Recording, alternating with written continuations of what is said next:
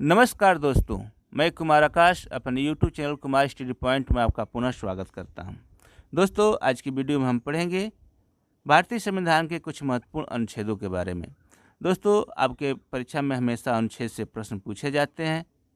तो अनुच्छेद एक ऐसा टॉपिक है कि जो परीक्षा में हमेशा पूछा जाता है। तो आपके लिए हम अनुच्छेद का पार्ट 1 लेकर आए हैं। इसके बाद आपको पार्ट 2 प्रोवाइड किया जाएगा। 2 भागों में अनुच्छेद को हम समाप्त करेंगे और ये मेरी पूरी कोशिश होगी कि अनुच्छेद से जो भी प्रश्न बनते हैं, जो भी आपके मोस्ट अनुच्छेद होते हैं, जो हमेशा परीक्षा में पूछे जाते हैं, उन अनुच्छेदों को इन 2 वीडियो में समाहित किया जाए और आपको याद कराया जाए।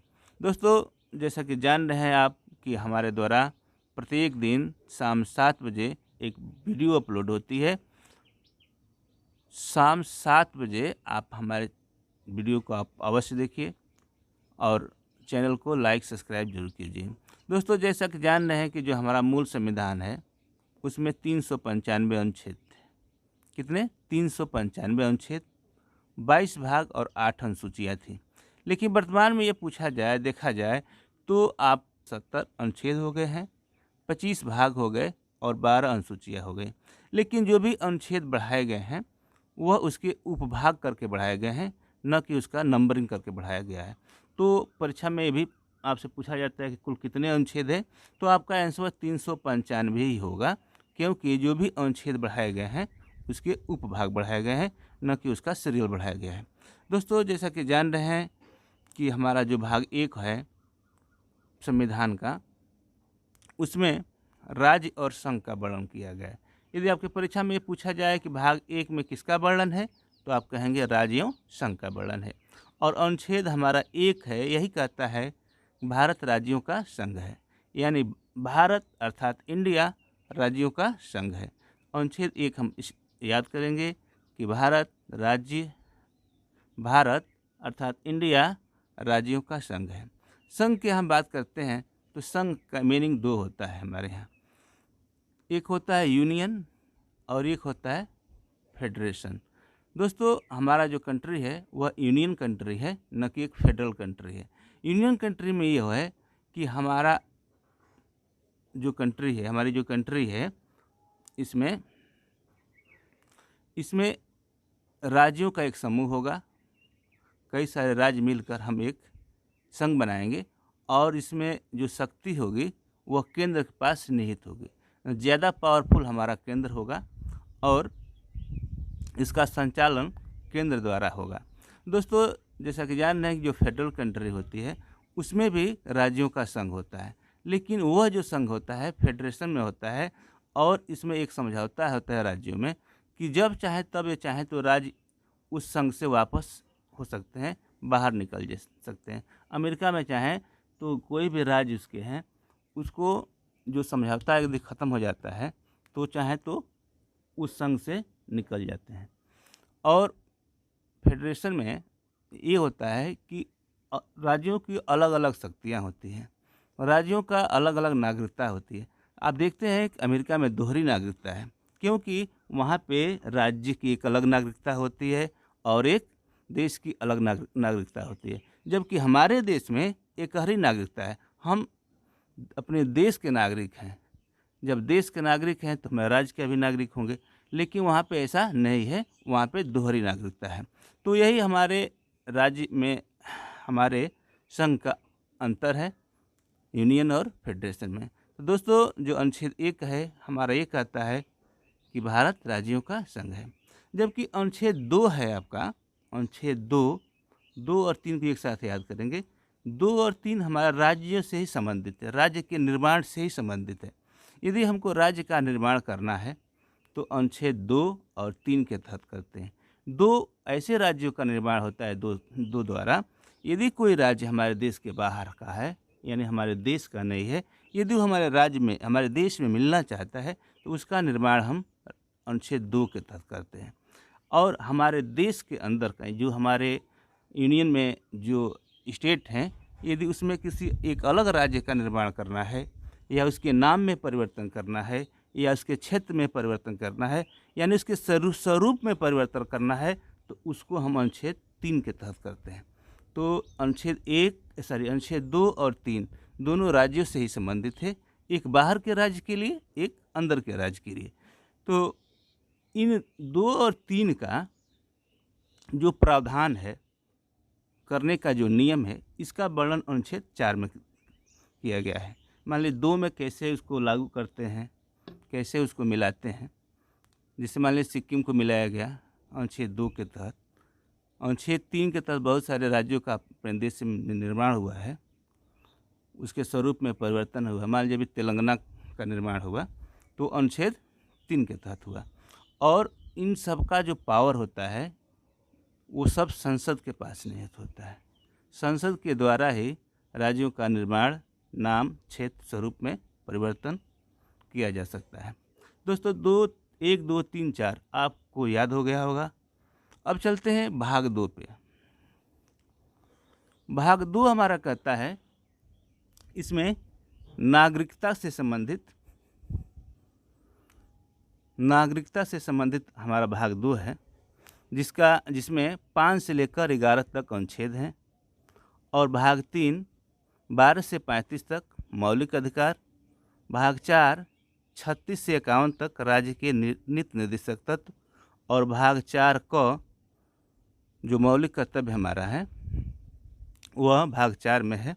इन चारों टॉपिकों पे आपको अलग से एक वीडियो प्रोवाइड की जाएगी अनुच्छेदों के बाद जस्ट। तो दोस्तों इन चारों पर हम विस्तृत चर्चा करेंगे अलग अलग वीडियो में। तो फिलहाल आप इतना ही समझ लीजिए कि भाग 2 आपका नागरिकता है, भाग 3 मौलिक अधिकार, भाग 4 राज्य के नीति निर्देशक तत्व और भाग 4 क यानी मौलिक कर्तव्य। मौलिक जो कर्तव्य होता है वह इसको बाद में संविधान में जोड़ा गया है। 42वें संविधान संशोधन द्वारा सरदार स्वर्ण सिंह कमेटी की सिफारिश पर इसको हमारे देश में मौलिक कर्तव्य, जैसे मान लीजिए हमारे जो मौलिक अधिकार है उसी तरह हमारे मौलिक कर्तव्य होने चाहिए। तो इसको 42वें संविधान संशोधन द्वारा सरदार स्वर्ण सिंह कमेटी की सिफारिश पर जोड़ा गया। दोस्तों इन चारों टॉपिकों पर हम अलग से वीडियो में पढ़ेंगे। फिलहाल आप उनके भाग को याद कर लीजिए और उसके अनुच्छेद कहाँ से कहाँ तक इसको याद करेंगे। उसके बाद हमारा मोस्ट टॉपिक होता है राष्ट्रपति। राष्ट्रपति से संबंधित जो भी हमारे अनुच्छेद होते हैं वो हमें याद होने चाहिए और ये हमें हमेशा हमारे परीक्षा में पूछे जाते हैं। इसलिए हमारा देश में एक राष्ट्रपति का पद का सृजन किया गया है। जो राष्ट्रपति जो हैं वो अनुच्छेद 52 के तहत इनके पद का निर्माण किया गया है। यानी अनुच्छेद 52 में राष्ट्रपति के पद का वर्णन है। जब हमारे देश में एक राष्ट्रपति हो जाएंगे, जब राष्ट्रपति होंगे तो उनको कुछ कार्य दिया जाएगा, यानी उनकी कुछ शक्तियाँ होंगी। तो कार्य और शक्तियों का वर्णन अनुच्छेद 53 में किया गया है, यानी 52 उसके बाद 53। लेकिन जब राष्ट्रपति हमारे देश में बनेंगे तो उनको भाई कैसे हम निर्वाचित करेंगे उसका भी वर्णन चाहिए। तो उसका वर्णन अनुच्छेद 54 में किया गया है, यानी निर्वाचन पद का वर्णन 52 में, कार्य और शक्ति का 53 में और निर्वाचन का 54 में। यानी हमारे देश में एक राष्ट्रपति हो गए, उनके कार्य दे दिया गया कि आपके कार्य ये रहेगा, आपकी शक्ति, आपका पावर ये रहेगा, लेकिन आपको निर्वाचित किस तरह किया जाएगा उसका भी आपके लिए नियम बना दिया गया। लेकिन जब इतना आप काम करेंगे आपको हटाया भी जा सकता है। तो हटाने के लिए आपको अनुच्छेद 61 लाया गया, यानी महाभियोग 61 द्वारा लाया जाता है राष्ट्रपति पर। तो 61 हो गया आपका महाभियोग। उसके बाद आता है अनुच्छेद 72 क्षमादान। अनुच्छेद 72 के तहत आप राष्ट्रपति महोदय किसी भी सजा याफ्ता व्यक्ति को या कोई भी ऐसा व्यक्ति है जो सजा पाया हो उसको क्षमादान कर सकते हैं। तो हमें पहले 3 अनुच्छेद याद किए, 52, 53, 54, ये सीरियल वाइज है। 52 से आपका पद, 53 से शक्तियाँ एवं कार्य और 54 से निर्वाचन। ये 3 होने के बाद आप इनको हटाने के लिए, और इनका एक पावर है, मुख्य पावर क्षमादान। दोस्तों जिस तरह केंद्र में राष्ट्रपति का पावर होता है, सेम वैसा ही हमारे स्टेटों में होता है, यानी राज्य में होता है। राज्य में कौन होता है? राज्यपाल होते हैं। सेम यही प्रोसेस है, जिस तरह का पावर इनको ये दिया गया है उस तरह राज्य में राज्यपाल का पावर होता है। राज्यपाल का भी पद होता है। राज्यपाल का जो पद होता है उसका भी वर्णन अनुच्छेद 153 में किया गया है। कितना किया गया है? 153। अब इसको याद करने का तरीका ये है, मान लीजिए 52 में अनुच्छेद 52 में राष्ट्रपति का पद का वर्णन है, तो 52 है तो इसमें क्या करेंगे हम राज्यपाल के लिए कि 52 में एक को जोड़ देंगे। हम कितना करेंगे?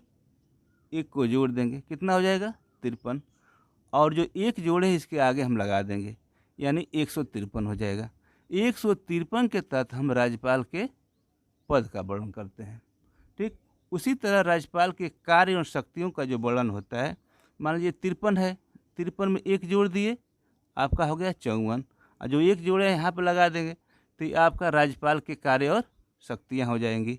उसी तरह आपका निर्वाचन है, 55 है तो यहाँ 54 कर दिए और एक यहाँ जोड़ दिए, तो आपका निर्वाचन हो जाएगा कितना? 155 में राज्यपाल का। तो दोस्तों ये जब हम 3 याद रखेंगे तो 3 हमारा राज्यपाल का भी याद हो जाएगा। जैसे 52, 153, 53 के बाद 154, 54 के बाद 155, ये तीनों आपका राज्यपाल से संबंधित है। दोस्तों उसके बाद हम याद किए क्या? अनुच्छेद 61 में महाभियोग और क्षमादान। उसके बाद एक और पावर होता है राष्ट्रपति के पास, लोकसभा का विघटन का। राष्ट्रपति जो होता है अनुच्छेद 85 के तहत प्रधानमंत्री के सलाह पर लोकसभा का विघटन करता है। तो हमको पूरी तरह याद हो गया होगा 52, 53, 54, 61, 72, 85। 52 क्या है? 52 हमारा पद, राष्ट्रपति का पद होगा। राष्ट्रपति की शक्तियाँ एवं कार्य 53 में, 54 में निर्वाचन, 61 में महाभियोग, 72 में क्षमादान और 85 में लोकसभा का विघटन। और इसी तरह आपको राज्यपाल के बारे में बताया कि बस इसमें आपको एक जोड़ना है, यहाँ पे 53 करना और एक आगे लगाना है।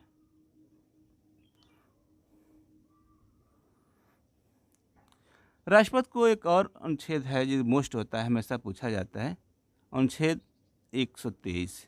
अनुच्छेद 123 के तहत राष्ट्रपति जो होता है अध्यादेश जारी करता है। जैसा कि आप जान रहे हैं कि कोई भी अध्यादेश जारी होता है राष्ट्रपति के सिग्नेचर से ही जारी होता है, लेकिन जो हमारा कार्यपालिका है, जो हमारी कार्यपालिका है वो 3 चीज़ों से बनी है। हमारी संसद है, संसद 3 चीज़ से बनी होती है, एक, दूसरा और तीसरा। 1 नंबर पर हमारा आते हैं राष्ट्रपति महोदय, दूसरे नंबर पर राज्यसभा और तीसरे नंबर पर लोकसभा। यदि राज्यसभा और लोकसभा का सत्र न चल रहा हो और देश को एक कानून की आवश्यकता हो तो राष्ट्रपति ये दोनों को दरकिनार करते हुए एक अध्यादेश जारी कर सकते हैं, जिसका अनुच्छेद होता है 1, 2, 3। तो हम सिंपली इसको याद कर सकते हैं 1, 2, 3 राष्ट्रपति, मतलब 3 लोगों का कार्य अकेले किया जाए तो वह अध्यादेश होगा, यानी 1, 2, 3 से हम याद कर लेंगे अध्यादेश। अगला हमारा अनुच्छेद होता है 143, 143। पहले हम लोग बहुत जानते थे 143 को, कोई कहता था 143 का मतलब क्या होता है, तो इसका बहुत सारे लोग मतलब निकालते थे। तो जैसा कि आप लोग समझ ही रहे होंगे, तो 143 से आप उसको याद कर लीजिएगा जो आप समझ रहे हैं, यानी क्या समझ रहे हैं, आप ही समझ रहे होंगे। तो हम लोग जो पढ़ते थे तो इसका प्रयोग हमेशा करते थे, 143 का मतलब क्या होता है। तो सुप्रीम कोर्ट के सलाह से, सुप्रीम कोर्ट की सलाह राष्ट्रपति जो होता है वह सुप्रीम कोर्ट से सलाह ले सकता है, लेकिन यह कोई ज़रूरी नहीं है कि वह उस सलाह को मानने के लिए बाध्य हो, वह सलाह ले सकता है। दोस्तों, जैसा कि आप जान रहे हैं कि सुप्रीम कोर्ट जो हमारा है, राष्ट्रपति को सलाह देता है, लेकिन यह कोई बाध्य नहीं है राष्ट्रपति महोदय कि उसकी सलाह को माने। तो 143 से हम सुप्रीम कोर्ट से सलाह राष्ट्रपति ले सकता है, इसको याद रखेंगे। अगला अनुच्छेद आता है हमारे उपराष्ट्रपति से संबंधित। उपराष्ट्रपति से हम मात्र 2 अनुच्छेदों को याद करेंगे, 63 और 64। 63 में क्या होता है कि उपराष्ट्रपति के पद का वर्णन है। किसका वर्णन है? पद का। और 64 जो है राज्यसभा के सभापति के रूप में उपराष्ट्रपति का होना, यानी 64 जो है कहता है कि भारत के जो उपराष्ट्रपति होंगे वो राज्यसभा के पदेन सभापति होंगे। तो 63-64 से आप याद कर लेंगे क्या? उपराष्ट्रपति को। अगला हमारा जो मोस्ट अनुच्छेद है वह है प्रधानमंत्री से संबंधित। जिस तरह, जैसा कि आप जान रहे हैं कि मंत्रिपरिषद जो होता है, राष्ट्रपति की सलाह के लिए राष्ट्रपति को एक मंत्रिपरिषद की बनाई जाती है, तो वो अनुच्छेद 74 के तहत राष्ट्रपति की सलाह हेतु एक मंत्रिपरिषद बनाई जाती है और उसका जो मुखिया होता है मंत्रिपरिषद का, वो प्रधानमंत्री होता है। तो 74 से मंत्रिपरिषद और 75 से प्रधानमंत्री। मंत्रिपरिषद के द्वारा ही प्रधानमंत्री का निर्माण होता है, यानी प्रधानमंत्री चुना जाता है। तो हम 74 और 75 से याद करेंगे प्रधानमंत्री। उसके बाद मुख्य चीज़ हमारे आते हैं संसद। जो संसद है उसका वर्णन हमारे अनुच्छेद 79 में किया गया है और 80 में राज्यसभा और 81 में लोकसभा। इसको आसान तरीके से इस तरह याद करते हैं। मान लीजिए सरल करके इसको याद करते हैं। स में हो गया आपका संसद 79, 80, 81। इसमें ये होता है कि हम राज्यसभा और लोकसभा का भूल जाते हैं कि कौन पहले आता है कौन बाद में आता है। तो इसलिए आपकी ये जो ट्रिक है सरल वाली, स से आपका संसद हो जाएगा 79, र से राज्यसभा हो जाएगा 80 और ल से हो जाएगा लोकसभा 81। तो हम इसको आसानी से सरल करके यानी 79, 80 और 81 करके याद कर लेंगे। होता है ये लोकसभा अध्यक्ष द्वारा निर्णायक मत देने के लिए बनाया गया है। जैसा कि आप जान रहे हैं कि निर्णायक मत जो होता है, यानी जब भी कोई सी बिल पर यदि वोटिंग होती है और 50-50 वोटिंग हो जाती है, यानी 50 और 50 जोड़ देंगे तो हमारा 100 आ जाएगा। तो अनुच्छेद 100 आ गया आपका। इसमें जो निर्णायक मत होता है जो लोकसभा अध्यक्ष द्वारा दिया जाता है, उसका वर्णन अनुच्छेद 100 में किया गया है। तो 50-50 से हम याद कर लिए 100, यानी 50-50 100 होता है। और 100 में यदि मामला यदि आपका कोई निर्णय नहीं हो पाता है तो उसमें निर्णायक मत देने का अधिकार लोकसभा का होता है। और 105 जो है आपका संसद का विशेषाधिकार होता है। 105 के तहत संसद का एक विशेषाधिकार है 105 के तहत। और अनुच्छेद 108 से हम ऐड करेंगे 8 है ना, 8 यानी बैठक। संयुक्त बैठक जो होती है वह अनुच्छेद 108 के तहत की जाती है।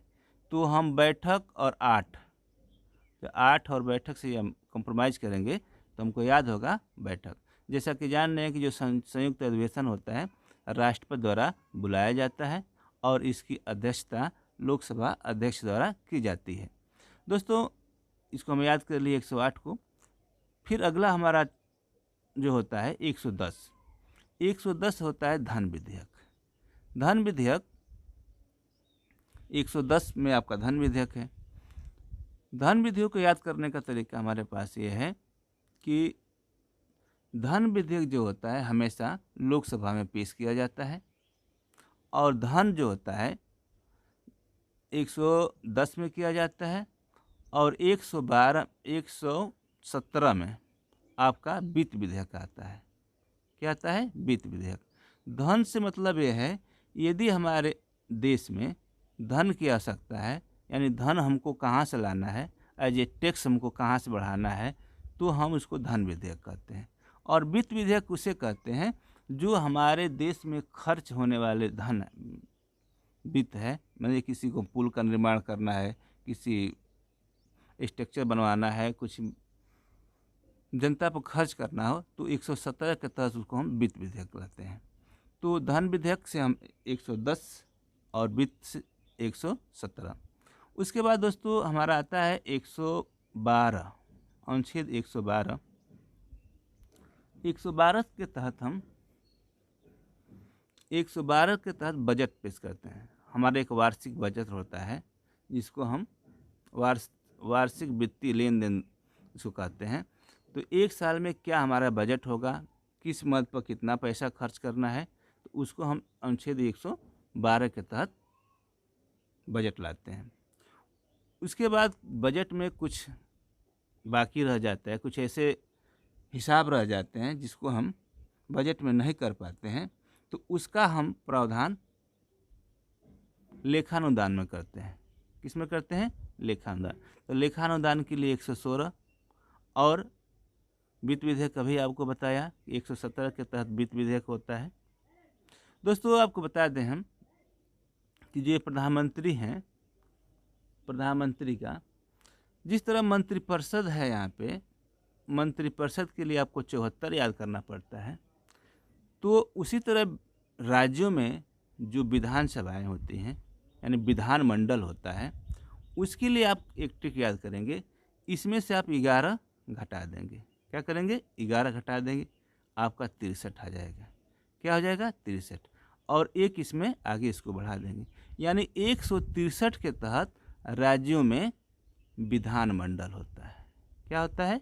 विधानमंडल। उसी तरह 75 है, उसमें से 11 घटा देंगे, 75, तो आपका 164 हो जाएगा, एक लगा देंगे। तो यहाँ पे प्रधानमंत्री हैं तो वहाँ पे मुख्यमंत्री हो जाएंगे, राज्यों में मुख्यमंत्री। ठीक। उसके बाद हमारे आते हैं महान्यायवादी। महान्यायवादी में भी हम यदि 11 जोड़ दें, 11 घटा दें और एक बढ़ा दें उसके आगे, तो हमारा हो जाएगा, मान लीजिए 11 घटा दे, 76 में से 11 घटा दिए तो 5 हो जाएगा, ये 6 हो जाएगा, 1, यानी 165। जिस तरह केंद्र में महान्यायवादी अटॉर्नी जनरल होता है, उसी तरह राज्यों में महाधिवक्ता होते हैं। क्या होते हैं? महाधिवक्ता। तो महाधिवक्ता के लिए हम 165 याद रखेंगे। इसमें से क्या करेंगे? 11 घटा देंगे, हम हो जाएगा। उसके बाद हम पढ़ रहे थे, अब आते हैं सर्वोच्च न्यायालय पर। सर्वोच्च न्यायालय में 124 के तहत 124 के तहत सर्वोच्च न्यायालय का गठन किया गया है। हमारा मूल यानी आरंभिक अधिकार जो होता है, उसका क्षेत्राधिकार होता है सर्वोच्च न्यायालय का, वह 31 के तहत होता है। और 133 न्यायिक पुनर्विलोकन, यह बहुत ही पावरफुल अनुच्छेद है।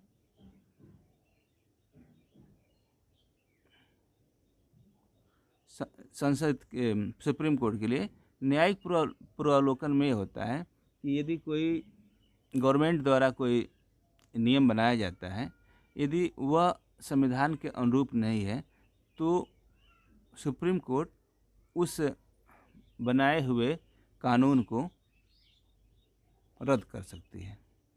और अभी आपको बताया कि 143 राष्ट्रपति को सलाह, 143 के तहत सुप्रीम कोर्ट राष्ट्रपति को सलाह देता है, लेकिन राष्ट्रपति को यह बाध्य नहीं कर सकते हैं कि सलाह वो आपको माने ही। दोस्तों अगला हमारा अनुच्छेद है अनुच्छेद 76। अनुच्छेद 76 के तहत हम महान्यायवादी का वर्णन किया गया है कि हमारे देश में एक महान्यायवादी होगा।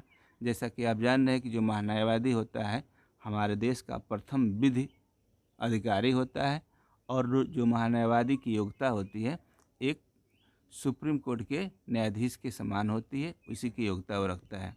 तो दोस्तों उसके बाद आपका अनुच्छेद होता है 148। 148 के तहत आप केग की नियुक्ति करते हैं, यानी नियंत्रण महालेखा परीक्षक की। दोस्तों जो केग होता है इसकी नियुक्ति या महान्यायवादी की नियुक्ति जो होती है वो प्रधानमंत्री की सलाह पर राष्ट्रपति द्वारा की जाती है। दोस्तों आज की वीडियो में बस इतना ही। Thanks for watching. मिलते हैं अगले वीडियो में अगले अनुच्छेद के लिए। तब तक के लिए नमस्कार।